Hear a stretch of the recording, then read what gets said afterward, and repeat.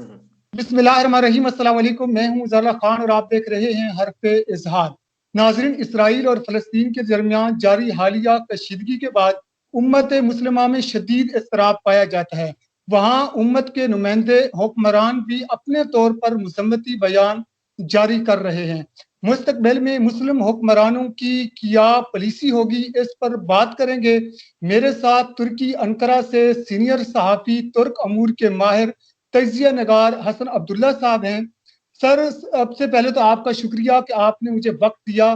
میرا آپ سے پہلا سوال ہے وہ یہ ہے کہ اس کشیدگی کے دوران حماس کی طرف سے جو مزاحمت آ رہی ہے، کیا کوئی اسلامی ملک اس کی پشت پر موجود ہے، عسکری طور پہ ہتھیاروں کے ذریعے یا ریاستی سطح پر اس کی حمایت کر رہا ہے، جیسا کہ ایران کا نام لیا جا رہا ہے؟ اس کے بارے میں آپ کیا کہنا چاہیں گے؟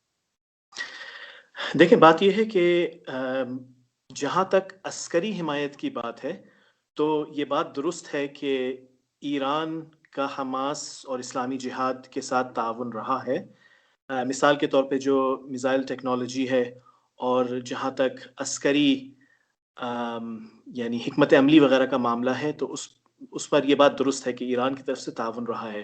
اصل میں ہوتا یہ ہے کہ مثال کے طور پر بعض اوقات تو فرقہ پرستانہ سوچ آ جاتی ہے جس میں لوگ حقیقتوں کو مسترد کرنے لگ جاتے ہیں، اور بعض اوقات یہ ہوتا ہے کہ مثال کے طور پہ ایران کا جب شام میں لوگ کردار دیکھتے ہیں وہ کہتے ہیں بھئی ایران تو شام میں اس کا بہت گھناؤنا کردار ہے، بشار الاسد کی اس نے حمایت کی، کوئی 5 لاکھ جو مسلمان ہیں شام میں وہ شہید ہوئے ایران کی وجہ سے۔ تو اصل میں وہ پھر ہم یہ کرتے ہیں کہ ہم کہتے ہیں اچھا وہاں گھناؤنا کردار تھا، پھر ہم اس کو بھی مسترد کرنے لگ جاتے ہیں۔ بعض اوقات جو انڈیویجول حقائق ہیں ان کو انفرادی طور پر تسلیم کرنا ہوتا ہے، اور یہ حقائق میں سے ہے کہ عسکری طور پر ایران نے جس طرح کی حمایت کی ہے مزاحمتی تنظیموں کی فلسطین میں، اور کسی مسلمان ملک نے نہیں کی۔ دوسری سطحوں پر مسلمان ممالک کا تعاون رہا ہے۔ مثال کے طور پہ ترکی نے غزہ میں بالخصوص تعلیم اور صحت کے شعبے میں کافی کام کیا ہے، اور جب تک یعنی غازہ پہ بلاکیڈ نہیں رہا تو سمندری راستے سے بھی ترکی کی طرف سے مدد گئی ہے، فضائی مدد بھی گئی ہے، لیکن ظاہر ہے آپ کو پتہ ہے کہ وہ جس طرح سے صہیونی قوتوں نے قبضہ کیا ہوا ہے تو غزہ تک پہنچنے کے لیے بھی آپ کو جو اسرائیلی حکام ہیں ان سے گزرنا پڑتا ہے۔ فلسطینیوں کا کوئی اپنا ہوائی اڈہ یا کوئی ان کا اپنا پورٹ نہیں ہے، یہ بعض مشکلات ہیں۔ سر، ابھی یہ جو ابھی ہمیں لگ رہا ہے وہ یہ ہے کہ تمام مسلم ممالک کے حکمران یہ بیان جاری کر چکے ہیں کہ وہ او آئی سی اور اقوام متحدہ میں جا کر کے اس مسئلے کو ہائی لائٹ کریں گے۔ تو کیا اقوام متحدہ سے یہ امیدیں وابستہ کرنا کہ وہ اس مسائل کو حل کریں گے، یا اس کے جو عزائم ہیں اسرائیل، گریٹر اسرائیل کے، اس سے اس کو باز رکھ سکیں گے؟ ابھی تک تو ہم دیکھنے میں یہ آیا کہ وہ اس کو روک نہیں پائے اور نہ ہی انہوں نے کوئی سنجیدہ کردار ادا کیا ہے۔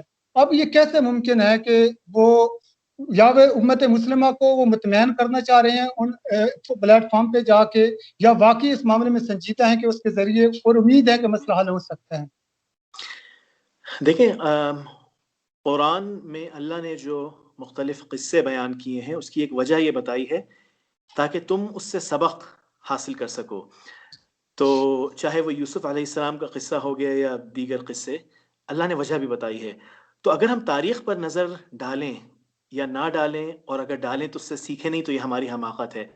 جہاں تک اقوام متحدہ کی بات ہے تو کئی دہائیوں سے اقوام متحدہ میں اسرائیل کو لے کر کئی قراردادیں، تقریباً 70 قراردادیں اقوام متحدہ کی ایسی ہیں جن کو اسرائیل آج تک نظر انداز کر رہا ہے۔ اقوام متحدہ کی سیکیورٹی کونسل میں جب بھی کوئی معاملہ جاتا ہے تو امریکہ اس کو فوراً ویٹو کر دیتا ہے۔ امریکہ کے آپ بیانات دیکھیں، حال ہی میں جو اسٹیٹ ڈپارٹمنٹ ترجمان سے مثال کے طور پہ بار بار پوچھا گیا، دو صحافیوں نے کم از کم اس کو رگڑنے کی کوشش کی، پوچھا، اس سے کہا کہ جو فلسطینی بچے مارے جا رہے ہیں آپ اس کی مذمت کرتے ہیں یا نہیں؟ بہت زیادہ پش کرنے پر اس نے یہ کہا کہ ہم نے سنا ہے، ہمیں تصدیق کرنی پڑے گی، اس طرح کا معاملہ۔ جبکہ اسرائیل کے معاملے پر 1 یا 2 لوگ بھی مارے جاتے ہیں تو مکمل مذمتیں آتی ہیں۔ پینس کا آپ نے ٹویٹ دیکھا ہوگا کہ وی امریکہ سٹینڈز ود اسرائیل، اور اس طرح کے معاملات۔ دیکھیں، گھوم پھر کے بات یہ آتی ہے کہ منافقت رائج ہے، ٹھیک ہے؟ وہ لوگ جو بڑے انسانی حقوق کے علم بردار اور اس طرح کے چیمپئن بنے ہوئے ہیں، ان کی منافقت کی ایک طویل تاریخ ہے. لیکن گھوم پھر کر بات یہ آتی ہے کہ جب آپ کمزور ہوں، آپ لاچار بنے بیٹھے ہوں، آپ میں ہمت بھی نہ رہے. ایک تو ہوتا ہے نا کہ چلیں اگر بیچارے نہ اسلحہ پاس تھا نہ پیسہ تھا. مجموعی طور پہ مسلمانوں کی تو یہ صورتحال نہیں ہے. مجموعی طور پر تو مسلمانوں کے پاس بہت پیسہ ہے، بہت ہتھیار ہے. وہ نیٹو کے طرز پر ایک ملٹری الائنس بھی بنائی ہوئی ہے، لیکن بظاہر ایسا لگتا ہے کہ وہ صرف مسلمانوں کے لیے ہی بنائی ہوئی ہے، مسلمانوں کو ہی کنٹرول میں کرنے کے لیے اور اپنی سلطنتوں کے تختے بچانے کے لیے. تو اگر آپ پولیٹیکل سائنس کے نقطہ نظر سے دیکھیں اس کو، تو جو قوت کا استعمال ہے اس کی اپنی ہی برکات ہیں. آپ مذاکرات کر لیں، آپ بڑی بڑی باتیں کر لیں، لیکن یہ مذاکرات وغیرہ سافٹ پاور صرف اس وقت کام کرتی ہے جب یہ ہارڈ پاور سے یعنی عسکری قوت اس کے پیچھے کھڑی ہو. ٹھیک ہے نا؟ تو فی الحال اقوام متحدہ اب کوئی یہ کہہ سکتا ہے کہ بھائی بیچارے مسلمانوں کے پاس چارہ ہی کیا ہے. نہیں، چارے تو خیر ہیں. ذاتی مفادات کے لیے جب یعنی سلطنتیں ناراض ہو جائیں تو وہ اپنے سفیروں کو واپس بھی بلوا لیتی ہیں. ہم نے دیکھا کینیڈا اور مثال کے طور پر جو معاملہ ہوا تھا، ناراضگی ہوئی تھی متحدہ عرب امارات سے، سعودی عرب کے ساتھ بھی تنازع چلا تھا. تو ترجیحات کی بات ہے بھائی، کیا چیز آپ کے لیے کتنی ضروری ہے. ترجیحات. امت اور یہ سب جو اصطلاحات ہیں یہ اکثر صرف اپنی قوت ہے، اپنی ڈومیسٹک پالیٹکس ہے، اس کو مضبوط کرنے کے لیے، عوامی حمایت حاصل کرنے کے لیے استعمال کی جاتی ہے. کیونکہ یہ ہے کہ عموماً عوام میں ایک امت کا پھر بھی ایک جذبہ وہ ہے، ان کے جذبات ہیں اس سے کنیکٹڈ. یہ الگ بات ہے کہ ہماری اسلام سے دوری کا یہ حال ہے کہ ہم جو اسلامی تصورات ہیں ہم نے ان کو خلط ملط کر دیا. ٹھیک ہے نا؟ یعنی بعض سیکولر نظریات مثلا قوم پرستی کو اٹھا کے تھوڑا سا اسلام کا تڑکا لگا دیا، تو وہ جو اسلامی عقائد اور نظریات تھے وہ گندے ہو گئے، یعنی پیور شکل میں اپنی نہیں رہے. تو جب وہ اسلام نہ رہے تو پھر اس کے اثرات بھی کم ہو جاتے ہیں. اس سارے معاملے میں جو ترکی کا جو کردار ہے اس سے بڑی امیدیں وابستہ کی جا رہی ہیں کہ وہ اس معاملے میں قائدانہ کردار ادا کرے گا.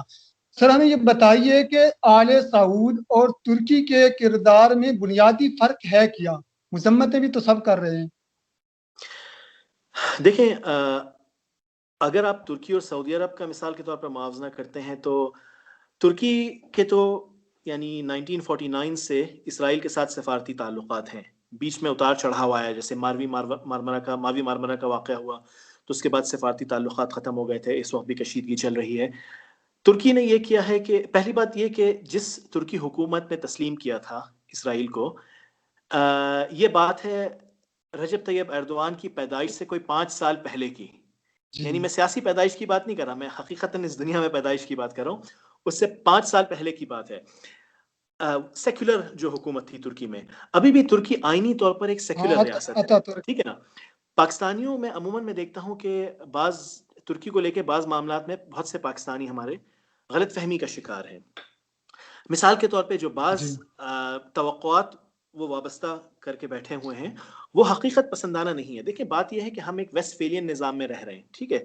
یا جو قومی ریاستوں کا نظام ہے ویسٹ فیلین نظام کے تحت چلتا ہے.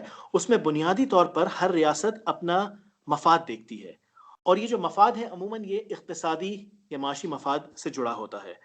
تو آپ امت کی جتنی بھی بات کر لیں، بات یہ ہے کہ جو قومی ریاستوں کا تصور ہے اس میں اور امت کا جو تصور ہے اس میں تضاد ہے.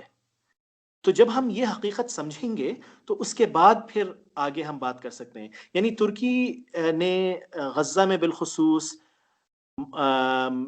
صحت اور تعلیم کے شعبے پہ کام کیا، اس طرح کے معاملات ہوئے. لیکن دیکھیں بنیادی یہاں پہ معاملہ یہ ہے کہ یہاں پہ ایک قبضہ ہوا ایک اسلامی وقف پہ.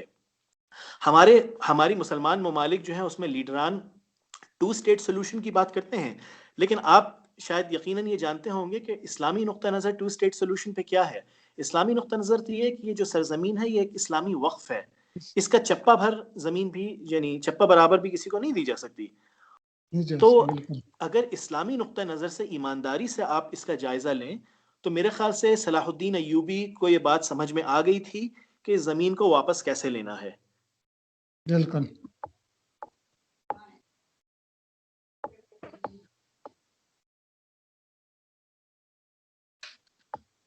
اچھا سر، اس پورے معاملے میں جب ہم دیکھتے ہیں کہ فلسطینیوں کے خلاف کافی زیادہ طاقت کا استعمال کیا جا رہا ہے، ہم روزانہ لاشیں دیکھتے ہیں، نوحہ کرتے ہیں، بے بسی کا اظہار کرتے ہیں، پھر ہم مسلم حکمرانوں سے امیدیں بھی وابستہ کر رکھے ہوتے ہیں، وہی روایتی طریقے سے ہم چاہتے ہیں کہ مسئلہ بھی حل ہو جائے، تو آخر مستقبل فلسطینیوں کا ہے کیا؟ یہ مسئلہ کیسے حل ہوگا؟ دیکھیں فی الحال جس طرز پہ معاملات جا رہے ہیں، عین ممکن ہے کہ مستقبل قریب میں مسجد اقصی کو شہید کر دیا جائے۔ اب بات یہ ہے کہ یہاں پر جو جو یہودیوں کی جو مذہبی سوچ ہے اس کو بھی آپ دیکھیں، مسجد اقصی کو جب وہ شہید کریں گے، جو کرنا چاہتے ہیں، تو اس کے بعد جو ہیکل سلیمانی ہے وہ تعمیر ہوگا۔ تو آپ نے دیکھا چند روز قبل ویڈیو بھی سوشل میڈیا پہ آئی کہ مسجد اقصی کمپاؤنڈ میں ایک کونے میں آگ لگی ہوئی تھی اور یہودی باہر رقص کر رہے تھے بہت خوشی سے۔ بالکل بالکل دیکھیں، ان کی یہ خواہش ہے کہ کل نہیں، آج نہیں تو کل مسجد اقصی شہید ہو جائے تاکہ ہیکل سلیمانی وہاں پہ تعمیر ہو سکے۔ اس کے علاوہ وہ صرف کوئی، یعنی ان کا ارادہ یہ نہیں ہے کہ یروشلم اور ویسٹ بینک اور غزہ کے ان علاقوں پر قبضہ ہو جائے محض۔ آپ اگر مطالعہ کریں تو ان کا جو گریٹر اسرائیل کا منصوبہ ہے اس میں مدینہ تک شامل ہے، اس میں جو آپ کا بالکل موجودہ اردن ہے وہ شامل ہے، اس میں ترکی کا کچھ حصہ شامل ہے، اس میں جو سرزمین شام کہلاتی ہے اس کے بہت سارے حصے شامل ہیں۔ تو یہ ان کا یعنی منصوبہ ہے۔ تو اور وہ بڑے ایک یعنی مستقل مزاجی سے اس منصوبے پر کام کر رہے ہیں۔ ہمارے ساتھ المیہ یہ ہے، الا ماشاء اللہ، ظاہر ہے الحمدللہ ہماری صفوں میں بھی وہ لوگ ہیں جو جن کے نظریات اور خیالات واضح ہیں، لیکن عمومی طور پہ ہم وہن کا شکار ہوئے ہیں، جو رسول اللہ صلی اللہ علیہ وسلم نے ہمیں جس کا پہلے سے یعنی ہمیں خبردار کر دیا تھا کہ تم بہت کثیر تعداد میں ہوگے لیکن تمہاری کوئی حیثیت نہیں ہوگی۔ صحابہ رضی اللہ عنہم کو حیرت ہوئی، انہوں نے کہا ہم اتنے چھوٹے سے مٹھی بھر ہم نے یعنی کیا کیا فتوحات اللہ کی مدد سے حاصل کی، تو یہ کثیر تعداد میں ہوں گے مسلمان، ایسے کیسے ہو سکتا ہے کہ وہ یعنی ان کو حیرت ہوئی۔ تو انہوں نے پوچھا کہ رسول اللہ ایسے کیسے ہوگا؟ تو آپ صلی اللہ علیہ وسلم نے ان کو بتایا کہ اللہ تمہارے دشمنوں کے دلوں سے تمہارا خوف نکال دے گا اور تمہارے دلوں میں وہن ڈال دے گا۔ تو انہوں نے پوچھا کہ یہ وہن کیا ہے؟ تو آپ صلی اللہ علیہ وسلم نے فرمایا حب الدنیا و دنیا کراہیت کا الموت، محبت۔ دنیا سے محبت اور موت سے کراہیت۔ تو بھائی ہماری یہ صورتحال ہے، ہم چاہتے ہیں سوشل موبلٹی۔ آج اگر ہمارے پاس مہران ہے تو کل آلٹو ہو جائے، آج آلٹو ہے تو کل سٹی یا سیوک یا اکورڈ ہو جائے، اوپر ہم بڑھیں، ویگو خرید لیں، کوٹھی بن جائے ایک کنال پر ہے تو 2 کنال پہ بن جائے، زرعی زمین خرید لیں۔ یہ ہماری ترجیحات ہیں۔ اور یہاں پر عمر بن خطاب رضی اللہ عنہ کی بھی اتنے اقوال بالکل واضح ہیں کہ جب تم ان معاملات میں پڑ جاؤ گے اور قتال کو چھوڑ دو گے تو اللہ تم پر ذلت مسلط کر دے گا، اور اس وقت تک تمہاری عزت واپس نہیں آئے گی جب تک تم اللہ کے دین پر نہ لوٹ آؤ۔ تو یہ صورتحال ہے۔ کیا ہمیں یعنی حقیقتاً بالکل نابینا ہونے کی ضرورت ہے، نہ دیکھ سکیں؟ ویسے تو وہ نابینا لوگ بھی ہیں جو حقیقتاً نابینا ہے لیکن وہ حالات دیکھتے ہیں اور ان کے دل میں قرآن کا نور ہے، معاملات سمجھ رہے ہیں۔ تو جب تک ہم معاملات نہیں سمجھیں گے، یہ جو دیکھیں یہ جو جذباتی رد عمل ہے نا ہمارا، بدقسمتی سے بات یہ کہ دیکھیں ابھی ہم دیکھ رہے ہیں کہ 2-3 دنوں سے مسلسل پاکستان میں بھی سوشل میڈیا پر ٹرینڈ چل رہا ہے فلسطین کو لے کے۔ ٹھیک ہے، اچھی بات ہے، خوشی ہوتی ہے، لیکن کیا ہوتا ہے، معاملات تھوڑے ٹھنڈے ہوتے ہیں، لوگ بھول جاتے ہیں، وہی آ جائیں گے اپنی گھسی پٹی بند دماغ چھوٹی چھوٹی سیاسی گالم گلوچ اور ان معاملات پر کہ پٹواری اور یہ جو اور پٹواری اور یوتھیا، معذرت کے ساتھ یہ جو اصطلاحات ہماری یہ جو ہماری سیاسی یعنی ڈسکورس کا حصہ ہیں، وہ اس سطحی لیول پہ آ جائیں گے۔ یہ تو وقتی طور پہ یہ چیز چل رہی ہے۔ تو اسلام جو ہے نا وہ بڑی مستقل مزاجی کا نام ہے کہ آپ کے خیالات واضح ہوں، آپ کی حکمت عملی واضح ہو۔ اگر آپ کے پاس آج قوت نہیں ہے تو آپ کو اللہ نے حکم دیا ہے کیا؟ وَأَعِدُّوا لَهُم مَّا اسْتَطَعْتُم مِّن قُوَّةٍ، پھر تم قوت پکڑو، تیاری کرو۔ اگر تیار نہیں ہو تو تیاری کرو۔ یہ حکم کبھی ختم نہیں ہوتا، یہ چلتا رہتا ہے۔ تو جب تک نظریات واضح نہیں ہوں گے، اسی جذباتیت کے تحت ایک دن اچھل رہے ہوں گے، 2 دن بعد معاملات ٹھنڈے ہو جائیں گے، سب بھول کے لگ جائیں گے اپنی دنیا میں۔ بالکل ایسے ہی ہے سر۔ ہمارے جو مذہبی حلقے ہیں وہ تو حضرت عیسیٰ علیہ السلام کا انتظار کر رہے ہیں، امام مہدی کا انتظار کر رہے ہیں کہ وہ آئیں گے تو ہمیں نجات دلائیں گے۔ دوسری طرف ہم یہ دیکھتے ہیں کہ اسرائیل کے جو عزائم ہیں، گزشتہ 1 سال سے تو کم از کم یہ ہو رہا ہے پاکستان میں کہ اسرائیل کو تسلیم کرنے کی باقاعدہ رائے عامہ ہموار کی جا رہی ہے، اور عمران خان پر بھی یہ الزام عائد کیا جاتا رہا ہے کہ وہ کسی یہودی لابی کا حصہ ہیں۔ تو اس پر پاکستان میں جو یہودیت کی یا اسرائیل کی حمایت کی جو کمپین چلائی جاتی ہیں، کیا یہ بھی اسرائیل کے کسی پروپیگنڈے کا حصہ ہے، یا یہ لوگ اپنے طور پہ یہ سمجھتے ہیں کہ اس پاکستان کو تسلیم کر دینے سے ہم اسرائیل کی جو توسیع پسندانہ عزائم ہیں اس کو روک سکیں گے؟ دیکھیں اظہار، آپ مجھے تو کیا جانتے ہیں، پاکستان کے دیکھیں آپ جانتے ہیں کہ میرا آج تک پاکستان میں کبھی بھی کسی سیاسی یا مذہبی جماعت سے کوئی تعلق نہیں رہا۔ امر بالمعروف و نہی عن المنکر اور یعنی وتعاونوا علی البر والتقوی ولا تعاونوا علی الاثم والعدوان کے حکم کے تحت میں چلنے کی کوشش کرتا ہوں کہ اگر کوئی اچھا کام کر رہا ہو تو میں اس کی حمایت کروں گا، جو بھی ہو غلط کام کر رہا ہو تو میں اس کی حمایت نہیں کروں گا۔ تو الحمدللہ میں یہ جو اس گھٹیا سیاست سے بہت دور ہوں۔ ہم دیکھتے ہیں کہ ایک دوسرے پہ یہ جو الزام لگا دیں کہ فلاں یہ اس کا ایجنٹ، یہ اس کا ایجنٹ، ٹھیک ہے نا، چاہے اقتدار میں آنے کے بعد بالکل وہی حرکت خود کریں، تو یہ تو ایک منافقانہ روش ہے۔ ہم یہ بڑی منافقانہ روش ہے۔ اللہ کا شکر ہے کہ اسلام اس سے بڑا اعلیٰ و عرفہ ہے۔ یہ جو چھوٹی سی گندی لیول کی سیاست میں لوگ پھنس کے رہ گئے، ایک بات۔ دوسری بات یہ کہ تو میں کسی پہ یہ نہیں کہوں گا سوائے کہ میرے پاس بڑے ٹھوس دلیل موجود ہے کہ یہ فلاں اس کے کہ یعنی یہ اس کے ایجنٹ ہے یا اس وجہ سے یہ کر رہا ہے۔ ہاں یہ نظر آتا ہے کہ ظاہر دنیا کے حصول کے لیے یہ چیز ہو رہی ہے نا، یعنی آپ نہیں چاہتے کہ آپ حق بات کریں، حق بات کرنا بہت بھاری پڑتا ہے اکثر۔ یہ بعض اوقات ایسا بھی ہوتا ہے کہ ہو سکتا ہے کوئی حق بات سے یعنی واقف ہی نہ ہو۔ یہ مختلف وجوہات ہو سکتی ہیں۔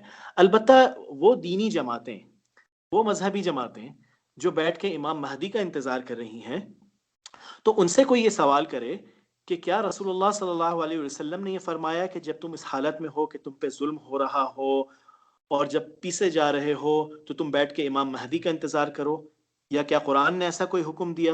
نہیں، بلکہ وہ تو یہ حکم دیا ہے کہ ظلم کے خلاف کھڑے ہو، اس کو روکو، اگر جسمانی استطاعت نہیں ہے تو کم از کم اس کے خلاف حق بات بلند کرو، وہ بھی نہیں ہے تو کم از کم دل میں برا کہو، جو یعنی اضعف الایمان، ایمان کی کمزور ترین یعنی لیول ہے۔ تو یہ تصور کہاں سے آ گیا کہ بیٹھ کے امام مہدی کا انتظار کرو؟ یعنی بلا شک و شبہ امام مہدی کا جو ظہور ہونا ہے وہ ایک حقیقت ہے، لیکن میرا نقطہ یہ ہے کہ یہ کس نے کہا؟ اللہ رسول نے تو نہیں کہا کہ ظلم سہتے رہنا، بیٹھ کے انتظار کرنا امام مہدی کا، ایسا تو نہیں کہا گیا۔ بالکل بالکل۔ تو یہ آپ کیوں عوام کو، آپ جو ہے اپنی لا علمی میں یا پھر کوئی اور مقصد ہے کہ آپ عوام کو کہہ رہے ہیں کہ بس بیٹھے رہو، پستے رہو، ان پر ذاتی ذرا سا حملہ ہو جائے تب تو یہ پھر بیٹھ کے امام مہدی کا انتظار نہیں کرتے، اٹھ کھڑے ہوتے ہیں ذاتی مفادات کو اگر ٹھیس پہنچے تو۔ جی سر، بہت شکریہ، آپ نے قیمتی وقت دیا، بہت ساری آپ نے ہمارے اشکال دور کیے۔ انشاءاللہ پھر کبھی کسی نشست میں آپ سے وقت لیں گے۔ بہت شکریہ سر۔